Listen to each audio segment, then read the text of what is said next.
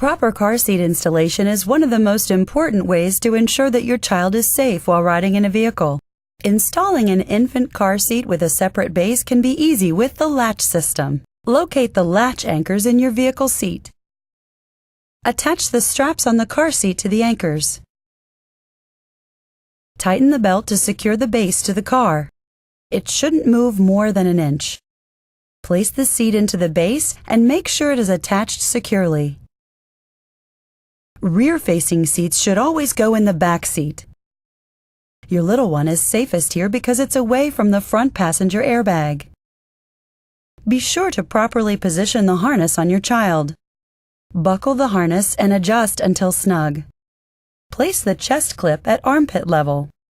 Your child is now safe and secure and ready to go. See the manufacturer's guide for more information.